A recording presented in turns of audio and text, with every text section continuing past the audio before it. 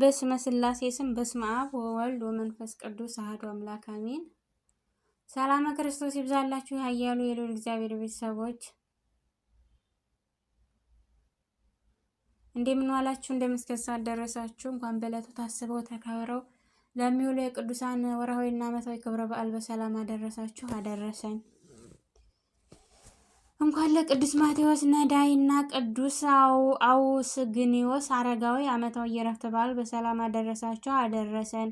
ቅዱስ አባ ማቴዎስ ቅዱስ አባት በቤተ ክርስቲያናችን ስመጥር ነው። በተለይ ትርጓሜ ወንጌል ላይ እንደ አብነት ሲጠቀስ የተአምረ ማርያም ስርዓት በማዘጋጀት የበዓላት መቅደመ ተአምር ላይ ስሙ አለ። ቅዱሱ ስለእመቤታችን በነበረው ፍቅር ድንግል ብዙ ጊዜ ትገለጥለት ነበርና ቅዱስ ማቴዎስ ግብፃዊ አባት ሲሆን የነበረው በመካከለኛው ዘመን ውስጥ ወይም በማለትም በ14ኛው መቶ ክፍለ ዘመን ነው። በቤቱም መልካም ወላጆችና ያዕቆብ የሚባል ወንድም ነበረው። እንዲያውም አንዴ እናቱ ቅዱስን ጸንሳ ሳለች የበቁ አበው ሆዷን እጅ ነስተው ቅዱስ ፍሬ በማኅፀንሽ ውስጥ አለ እንዳሏት ይነገራል። ቅዱስ ማቴዎስ በልጅነቱ ወደ እግዚአብሔር ከመገስገስ ቅዱስ ቃሉን ከመማር በዘለለ ሌላ ሐሳብ አልነበረውም ነበር። ወጣት ሲሆንም ወላጆቹ ተከታትለው በማረፋቸው ከወንድሙ ያዕቆብ ጋር ለብቻቸው ቀሩ። ብዙ ወላጆች ሀብት ቢኖርም ቅዱስ ማቴዎስ ለመካፈል አላሰበም። ከለበሳት ጨርቅ በቀር ምንም ሳይዝ ወደ በረሃ ገሰገሰ። ሊመነኩስ ወዶ የደብረ ቅዱስ አቡፋናን አበው ቢጠይቃቸው አይሆንም አሉት። ምክንያቱም በጊዜው ወንድሙን ያውቁት ስለነበር እየመጣ እንዲያውካቸው አስፈቅድ ማለታቸው ነበር። ቅዱስ ማቴዎስ ግን ወደ ሌላ ገዳም ሄዶ አለቀሰ። አባቶችም ወደ ወንድሙ ሄደው ስለማለዱት ፈቀደለት። ስለዚህም በደብረ አቡፋና መነኮሰ። ትንሽ ቆይቶ ግን ወንድሙ ያዕቆብ ለወንድሜ ያልሆነች ዓለም ለእኔም አትረባኝም ብሎ በረሃ ገብቶ በቅቶ አርፏል። ቅዱስ ማቴዎስም በገዳሙ ፍቅርና በመታዘዝ ሲያገለግል ዜና ትጋቱ ተሰማ።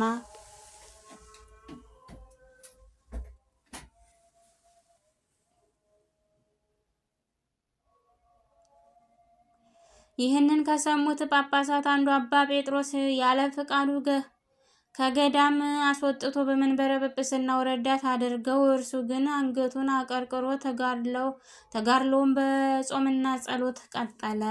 ነገር ግን ሰይጣን በሴቶች አድሮ ፈተነው። በጣም አዝኖ ጳጳሱን አሰናብተኝ አለው። እምቢ ቢለው የክብር ልብሱን ወይም የጳጳሱን አውጥቶ በመቀስ ብጥስጥስ አደረገውና በጳጳሱ ፊት አኖረለት። ፈጽሞ የተበሳጨው ጳጳሱን በየቀኑ 300 እንዲሰግድ ወደ ቤት እንዳይጠለልና ሌሎች ቅኖናዎችን ቅጣት ሰጥቶ ወደ በረሃ አሳደደው። ቅዱስ ማቴዎስም መሻቱ ይችው ነበረችና ደስ እያለው ሄደ። ለሁለት ዓመታትም የቀኑ ሐሩር የሌሊቱ ቁር እየተፈራረቀበት ቅጣቱን በመፈጸሙ የፍትሐት ደብዳቤ ተላከለት። አንድ ቀን ግን በገዳሙ የነበረ አንድ የበቃ አባት ክብር ማቴዎስ ተገልጦለት የብዙዎች አባት ትሆናለህ አለው። ውዳሴ ከንቱን ፈጽሞ የሚጠላት ቅዱሱ ግን አዘነ። ሰዎች እያከበሩት ስላስቸገሩም ገዳሙን ለቀቀ። በሄደበት ገዳምም ድንቅ ነገሮችን እያዩ ሲያከብሩት በአንድ ገዳም የማይቀመጥ ሆነ። ከአንዱ ወደ ሌላው ይሄድ ነበር። ቅዱስ ማቴዎስ ከጳጳሱ ዘንድ እያለ ቅስናን ሾሞት ነበርና በገዳማት ይቀድሳል። ከመብቃቱም የተነሳ በቅዳሴ ሰዓት ማህበረ መላእክትን ያያቸው ነበር። መድኃኒታችን ክርስቶስንም ሕፃን መስሎ ከፊቱ ይቀመጥ ነበር። ስለዚህ ነገርም እንባው እንደ ጅረት ውሃ ይፈስ ነበር። እየቀደሰም ተመስጦ ወይም ተደሞ ይመጣበት ነበር። ዘወትር የፈጣሪውን ጌትነት እያደነቀ ይመራመር ነበርና አንዴ ቀና ቢል 7ቱ ሰማያት ተከፈቱለት።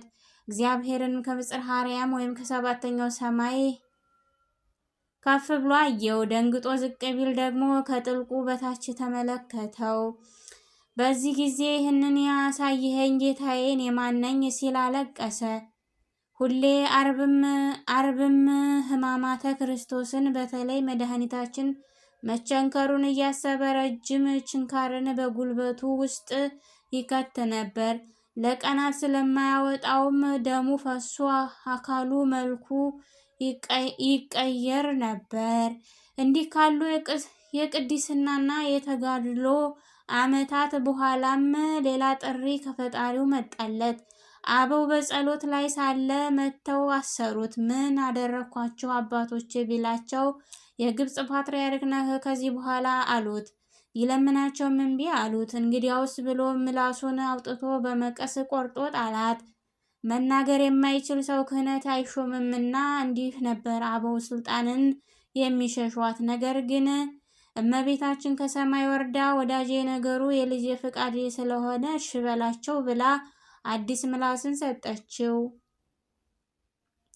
የግብፅ 87ኛ ሊቀ ጳጳሳት ሆኖ ስርዓተ ሲመቱ ሲፈጸም የወንጌላዊ ቅዱስ ማርቆስ ራሱ በዚያች ነበረችና ክንፍ አውጥታ በራ ቅዱስ ማቴዎስን ስትስመው ሁሉም አዩ።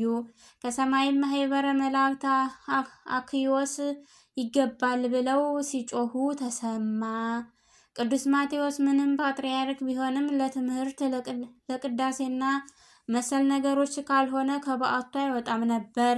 ገንዘብ የሌለው ጥሩ ልብስ የማይለብስ ነበርና ነዳዩ እየተባለ እስካሁን ይጠራል። በዘመነ ጵጵስናው ብዙ ተግባራት ሲከውን ዋኖቹ ግን የእመቤታችን ተአምር በስርዓት እንዲነበብ ማድረጉ ቀድሞ ይጠቀሳል። በተረፈም የጌታችን ግማደ መስቀሉ ወደ ኢትዮጵያ እንዲመጣ ትልቁ አስተዋጽኦን አድርጓል። በተሰጠው የትንቢት ሀብትም ወደፊት የሚፈጸሙ ነገሮች ተመልክቷል። የተናገራቸውም ሁሉ ተፈጽመዋል። በመጨረሻውም ግን ያሰቃየው የነበረው የወቅቱ የግብፅ ከሊፋ ወይም ክፉ ሰው አስጠርቶ አካሉ ሲደርቅ ድረስ ገረፈው። ቅዱስ ማቴዎስም ወደ እመቤታችን ጮኸ። ድንግልም ወርዳ አጽናናችውና አሳርፈሃለሁ አለችው። ሕዝቡን ተሰናብቶም በዚች ቀን አርፏል። ቅዱስ አውስግኒዮስ አረጋዊ። ይህ ቅዱስ ሽማግሌ በሃይማኖቱ ጽናት፣ በምግባሩ ብዛት ለወጣቶች አብነት መሆን የቻለ አባት ነው። በብዛት የሚታወቀው በሰማዕትነቱ ቢሆንም በቅዱስ ሰውነቱ በርካታ መልካም ነገሮችን ሰርቷል። በአራተኛው መቶ ክፍለ ዘመን መነሻ አካባቢ ዘመነ ሰማዕታት ሊጠናቀቅ ሲል ማለት ነው የቅዱስ ቆስጠንጢኖስ የንጉስ ወይም የንጉሱ ወታደር ሆኖ ተቆጠረ። ንጉሱ ወደ መክሲሚያኖስ ለጦርነት ሲሄድ በሰማይ ላይ መስቀልና ኒኮስ ጣጥን የሚል ጽሑፍን ተመልክቷል። ሁሉም ሰው ለመተርጎም ሲፈራ ወጣቱ አውስግኒዮስ ግን በድፍረት ለንጉሱ ክብር መስቀልንና ትርጉሙን አስረዳ። በቅዱስ ንጉስ ስርም በወታደርነት ለ20 ዓመታት አገለገለ። ከዚህም ስጋዊ ተግባራቱን ትቶ በጾምና በጸሎት ሰዎችን በማስታረቅ በማስተማርም ተወሰነ። ፈጣሪ ጸጋውን አብዝቶለት ዕድሜውን 110 ዓመት ደረሰ። በጊዜውም የነበረው ከሃዲው ውሊያኖስ ሰዎችን አስታርቀሃልና ክርስቶስን አምልከሃል በሚል በዚች ቀን አንገቱን አሰይፎታል። ውሊያኖስን ደግሞ ቅዱስ መርቆሬዎስ ተበቅሎታል። አምላከ ቅዱሳን ስለ አባቶቻችን ሲል ይማረን፣ ከበረከታቸው የሚክፈለን አሜን። ጥር 5 ቀን የሚከበሩ ዓመታዊ የቅዱሳን በዓላት ቅዱስ አባ ማቴዎስ፣ ቅዱስ አውስግኒዮስ አረጋዊ ሰማዕት፣ ቅድስት እስክንድርያ፣ ቅድስት አውስያ ሰማዕት። ወርሃዊ በዓላት ቅዱስ ጴጥሮስ ሊቀ ጳጳሳት፣ ቅዱስ ጳውሎስ ብርሃነ ዓለም፣ አቡነ ገብረ መንፈስ ቅዱስ፣ ቅዱስ ዮሐኒ ኢትዮጵያዊ፣ ቅዱስ አሞኒ ዘናሂሶ፣ ቅድስት አውጋኒያ ሰማዕትና ጻድቅ። አሜን። ስለ ቅዱስ ቃሉ የቃሉ ባለቤት አምላካችን ልዑል እግዚአብሔር ይክበር ይመስገን።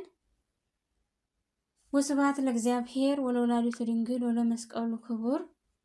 ይቆየን። የቅዱሳኑ ረድኤት በረከት ይደርብን። ሀገራችንን ሰላም ያደርግልን። አጽራረ ኢትዮጵያን አጽራረ ቤተክርስቲያን ያስታግስልን።